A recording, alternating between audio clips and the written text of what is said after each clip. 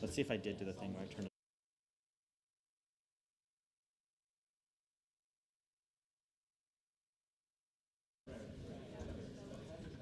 All right, our final speaker is Dripto Debroy, and he's going to tell us about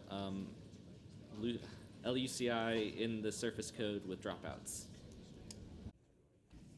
Hi, everyone. Thanks for staying till the end of the session.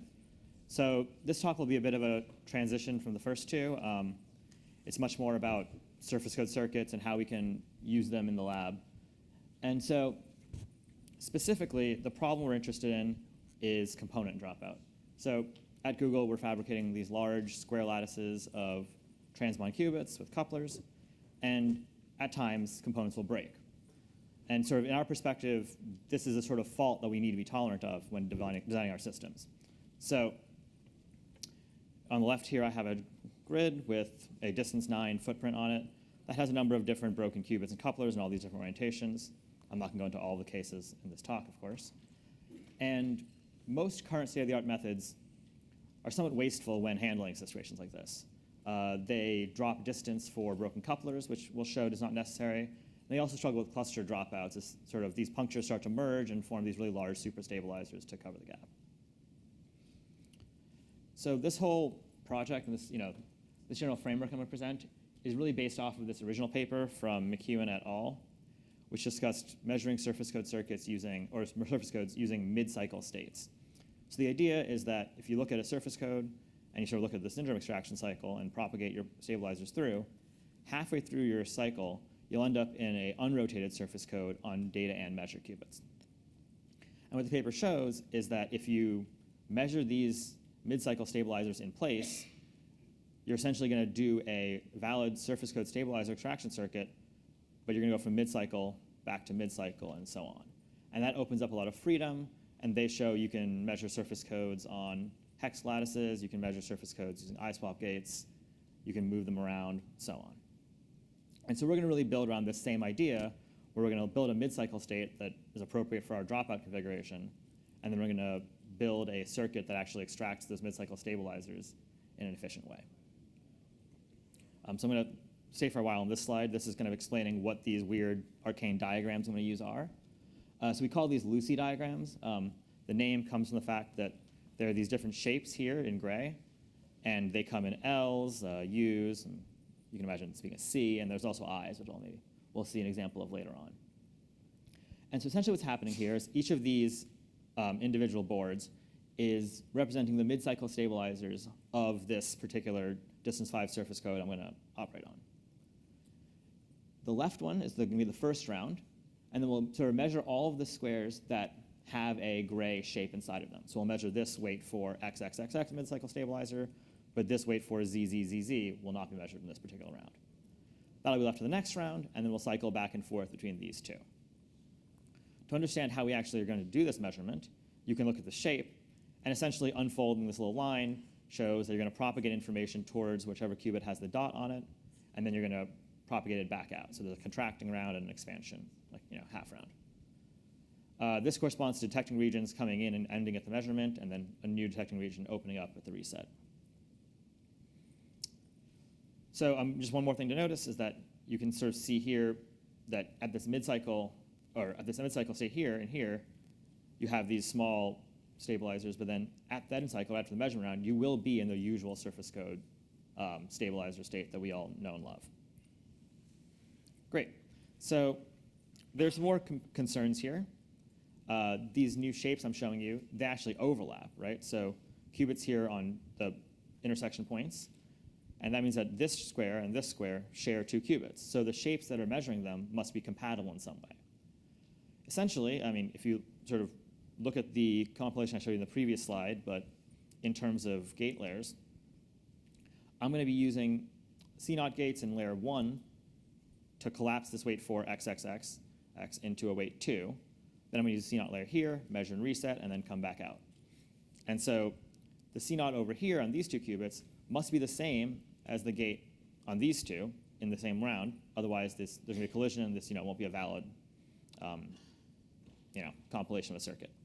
So cases like this and this are not valid, whereas things that follow this sort of snake pattern end up being what you have to do. Now, at times, dropouts will constrain us where we have to do something that looks incompatible in this framework.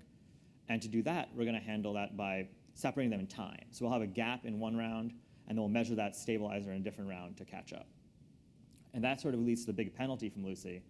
As you'll see, we have significant improvements in terms of space-like distance, but our time-like distance, that is to say, the number of rounds you need to measure in order to extract all your stabilizers, is worse than other dropout methods. However, this can be handled by just doing more rounds of error correction, and we have reason to think we can improve this pretty significantly. Okay, so with the next few minutes, I'm going to show you how we actually can build one of these boards procedurally, or these diagrams. I want to emphasize at the start, this is not an optimized method. We're going to do more optimization work in the coming months. And actually, we already have some other known improvements to just the stabilizer setup that we're going to do that also are in the pipeline. So I'm really just showing you kind of a baseline here that's a very simple to understand algorithm to generate one of these. So you start with sort of the ideal case, if nothing was broken, and you put down all your dropouts, and then you process things in some ways.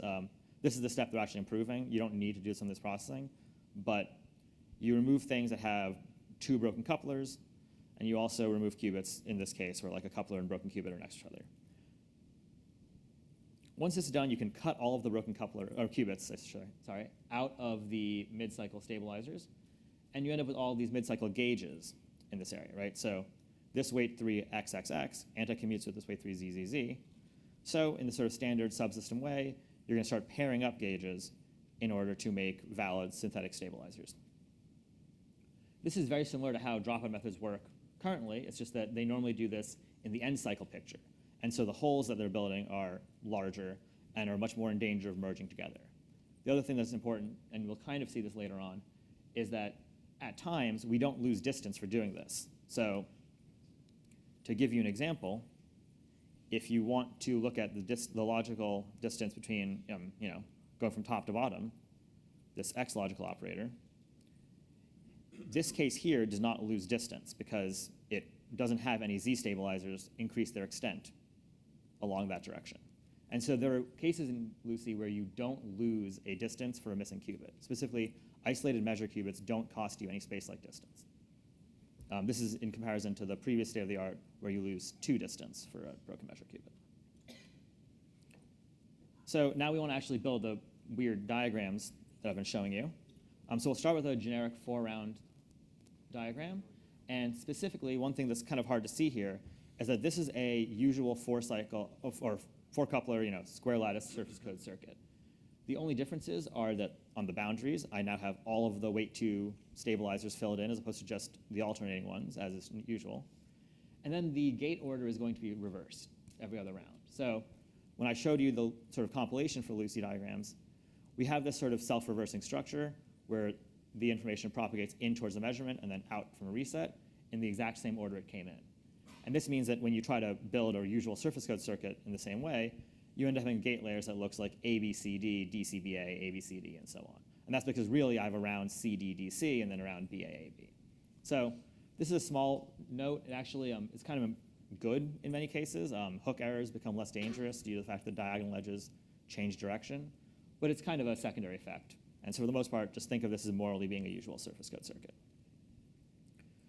We then remove all of the broken stuff I showed you earlier, and we take out any shape that's affected by this. So in some cases, that doesn't actually mean anything's removed, so it might be hard to see here, but this broken coupler is compatible with this U shape, right? Because you can see from this gray shape that this coupler's never used, we don't need to remove it. And then other cases I want to point out, like, depending on the arrangement of dropouts, you can use a different base diagram. There's all sorts of optimizations here that I'm not really going into. From this point, we do a 4-coloring. So we color all the squares in lattice, red, blue, yellow, and green. And the reason I do this is because in this 4-coloring, let's look at the red round, every qubit that touches this red square only touches one red square, right? Every red square is disjoint, and the same for the other colors. This means that no matter what I do, I can always put whatever I want in every red square, and there's no chance of conflicts. So I can use this to guarantee myself that every square or shape is measured in one of the 4 rounds. So I remove any collisions. First, I fill in every colored square, when necessary. So note here, this square was, was empty because it conflicted with this broken coupler, but I've filled it in here because it's a red square and needs to be filled in the red round. However, there are collisions, so this L shape is now going to conflict with this shape here, and so I'll remove that in the next round. If this is hard to follow, I would recommend reading the paper. It's a lot easier to see when you can stare at it for a while. But with this sort of structure, you can guarantee that every one of these shapes is measured in one of the 4 rounds, and by repeating all 4 of these rounds over and over again, you'll measure all the mid-cycle stabilizers, and that translates to measuring all of the end-cycle stabilizers of the usual surface code. There are, just to give you some sense of how to think about these things, areas like this that have big gaps and like a lot of missing stuff, these will lead to high error rate detectors, right? These will be detecting regions that last a lot longer than usual. So they'll be noisier, it'll be harder to decode in those areas, and that's sort of like an area of weakness in this code. If you were to look at sort of how logical operators or how logical errors occur in this code, you would likely see a lot of them going through this region, for example. And future optimizations could be worked around where you focus on alternating things, maybe using 8 rounds instead of 4, and shoring up things every now and then to try to create boundaries and move things around and force logical errors to take weird paths. To understand this at a more microscopic level, I want to show you like the life cycle of a single detecting region. So let's imagine that within some larger lattice, there are 2 broken couplers here on a just 4x4 grid of qubits in the middle. The following rounds here could be one way that you could extract some of these mid-cycle stabilizers. And we're going to focus specifically on just this one right here. So halfway through this round, this qubit is reset. That's the start of this detecting region. So the qubit has a well-defined eigenvalue at that point. And that's then propagated into a weight 4 square using 3 CNOT gates. In the subsequent round, this square is empty, right? So this ZZZZ stabilizer is not going to be extracted. However, we have this shape propagate around from the various gates, and it ends up hitting 2 measurements. So these measurements are now part of this detecting region. We add the resets back in as well. And then because of the sort of self-reversing nature of these compilations, you're always guaranteed that you end up at the same shape you started the round in. So I started in this square, go through this weird mitten-shaped looking thing, and then come back to another weight 4 square. And then in the 3rd round, or the first half of the 3rd round, you get back to another measurement. So in the end, the detecting region has touched 3 measurements, M1, M2, and M3, and that's the detector that you end up looking at. So this 3-dimensional object in space-time has a well-defined eigenvalue, and so the parity of these 3 measurements also must have a well-defined eigenvalue. And so in the process of making these circuits, you end up building tilings of these 3-dimensional shapes in space-time. In terms of performance, I'm going to compare against 2 other known methods in the field. I want to mention there have been some works after this paper came out that sit somewhere between these 2 in performance, but they weren't there when the paper figure was made. So on the left, I have this method that was used first by Strikus et al. To do some proofs about thresholds under the dropout considerations. They're slightly worse than this original auger method they're based on, but they have nice boundary properties which are useful for their proof. I include them here just because they're well known in the field and are, serve as a good point of reference for many people. So to look at these diagrams, each of these heat maps has the x-axis as qubit dropout rate from 0 to 2%, and the y-axis as coupler dropout rate. These are for distance 15 footprints. And so you can see that when there's no dropout, all 3 methods have a distance of 15, as expected. However, as dropouts increase, we start seeing distance reduction. And at, let's say, the 1% qubit and coupler point, or square, these are all from 250 instances of each error rate. The previous state-of-the-art had 9.1 as its average distance, and LUCI now is 13.1. So there's a heat map on the right, or distribution on the right, and you can see that the majority of these LUCI diagrams, even though 1% of the qubits and couplers are missing, still end up in distance 15 or 14. Again, I want to emphasize they're still going to perform worse. If you can avoid breaking things, I would recommend it. But this is a significant reduction in the penalty for doing so. If we now look at logical error rate, you can see that much of the same structure holds. However, some of the asymmetry that you would see in terms of LUCI for couplers versus qubits has disappeared. That's because, while LUCI does not lose distance for isolated couplers, and therefore the distance plot is very structured, distance is something like a worst case metric, whereas error rate is much more of an average case. And so we do see some performance reduction. However, at lower and lower error rates, this plot was all for 0.1% noise. if you took that even lower, you would start to see this structure replicated in the logical error rates. And that's because the lower your error rate is, the more you're limited by sort of worst case like distance performance. So we would expect that this delta between LUCI and other methods would increase as systems got even better. And then if you look at this logical error plot on the right, you'll see that previous methods for this, again, this 1% qubits and couplers point, would have the logical error rate increased by about a factor of 600. And with LUCI now, it's about a factor of 15. And we expect we can get that down to maybe 10, maybe a little bit less than that even, which is a pretty significant delta. And sort of really emphasizes that like one of the big goals of this project, this maybe is, QIP hasn't made the audience for this, but we're trying to make experimentalists' lives easier. So if you can not worry too much about breaking something every now and then, maybe you can push the issue and try to improve performance, and just generally like not sell out for fabrication yield as your primary metric. So I might have gone a bit fast here, gone very fast. But in conclusion, the general structure is that we have a flexible framework for thinking about building these circuits, right? Like in the past, we thought there was one surface code circuit that was valid. Then the recent paper from McEwen et al. Showed there's 3. And this is essentially a near infinite exponential size family of circuits that you can construct.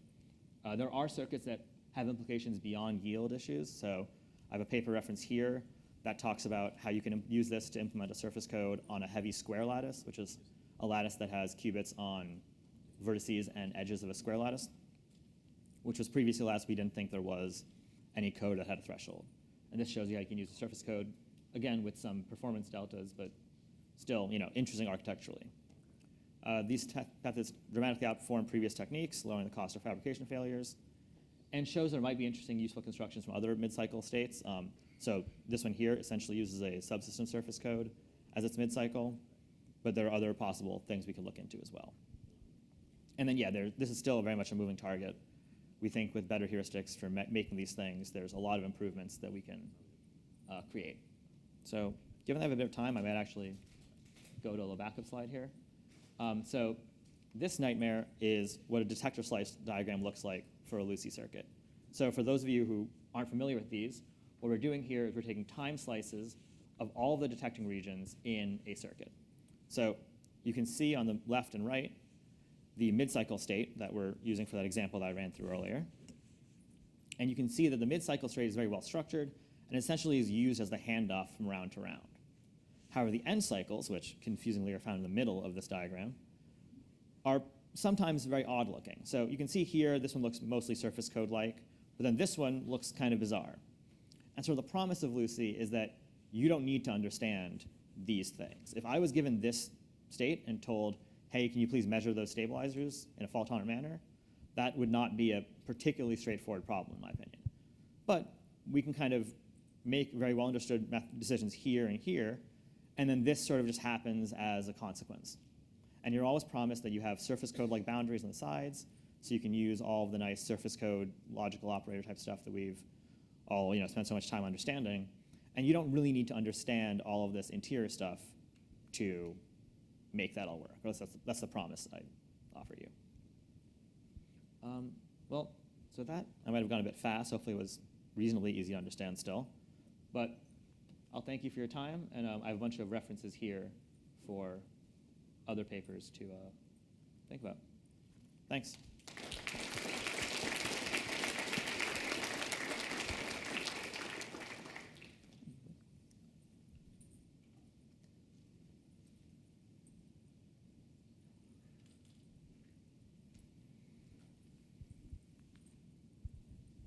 I had a question about the 2 heat maps you'd shown. So there were 2 different rows. So what's the difference between the top row and the bottom? They're both this showing. is distance, and this is logical error rate.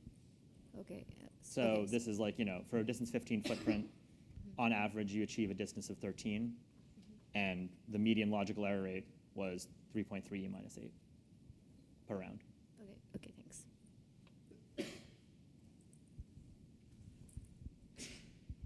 Yeah, thanks for a very interesting talk.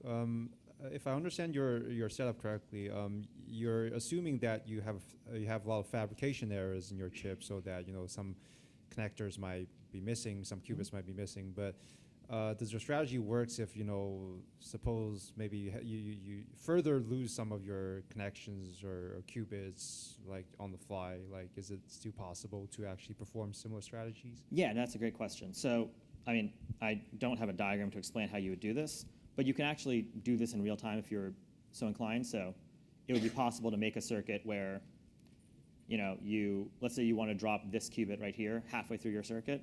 You could, at round T or whenever you want to do that, you can say, all right, well, I used to have two stabilizers here. I now kind of merge them into one big super stabilizer, and then you kind of just drop that qubit out. This would look very similar to some of these gauge fixing approaches from like a paper by Oscar Higgett and Nico Breukman from a while back. Or there's also a paper from Strikis et al. That kind of does this. You could do the same ideas in the mid-cycle state here and still turn off qubits in the middle for a broken coupler or bad calibration, so on. I see. Thanks. Mm-hmm.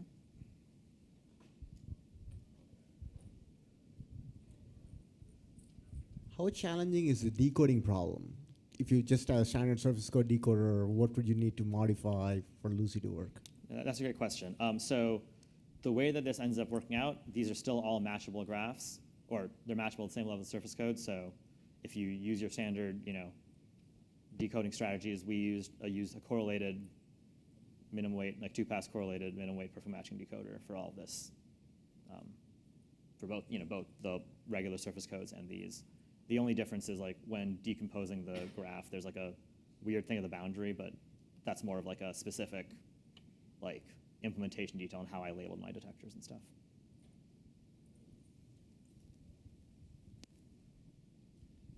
Thanks for the great talk. So sorry if you mentioned this and I missed it, but so you've got this, you're using this sort of hex grid trick from the McEwen et al. Paper. Are you able to sort of maintain the sort of hexagonal connectivity once you've got defects as well? And could you also use the iSwap trick as Yeah, well? great question. So while like here I explained it using the hex grid surface code, just because I had that diagram already. When I start these, I do start with the regular one. You could use a hex grid one as your base instead, but some of these constraint fixes are a bit of an issue. But in a month or two, you'll have an answer on archive.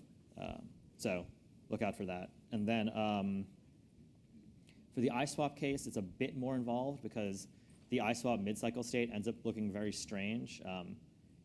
It kind of has these arrowhead-looking shapes, and those are a bit harder to find a bunch of convenient ways to measure. So we really are taking advantage here of the fact that to measure this square, I can use a U shape in all sorts of different orientations.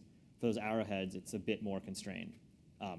But it's still like an active area of research, and I think that in general, figuring out dropout strategies for different implementations is probably pretty useful for us long-term as a community.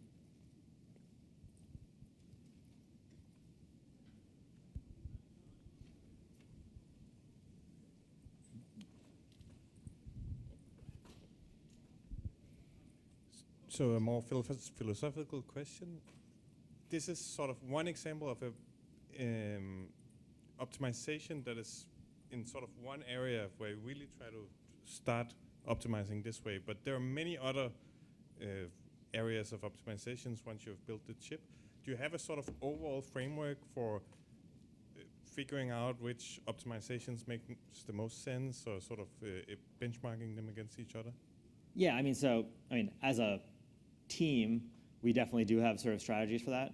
But in this project specifically, we're kind of assuming that we've made a bunch of choices on how we're going to optimize our fab and our yield and whatever. And at the same time, we've just gotten some broken components, right? So in all the surface code experiments and all the experiments you've seen from us so far, we just have used perfectly yielded chips.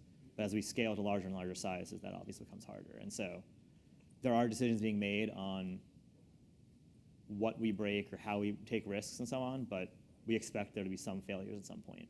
And this is how you would handle them. Thank you. Out of curiosity, how many chips does it take to create a perfectly yielded chip? Or no comment? Yeah, I think I probably should pass on that one.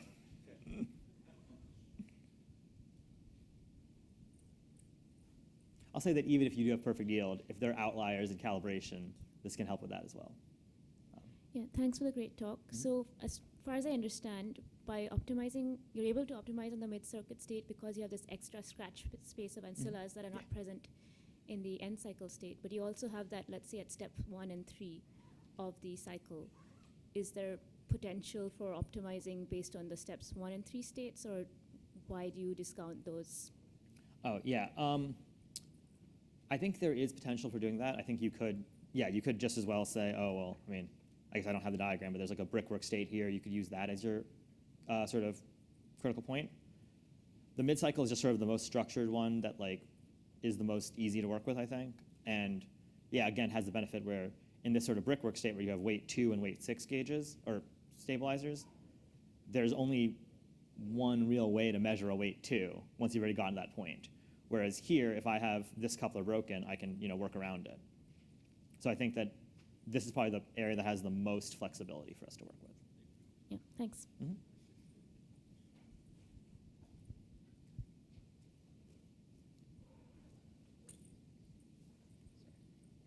Oh, okay. Yeah, if there are no more questions, let's go ahead and thank the speaker.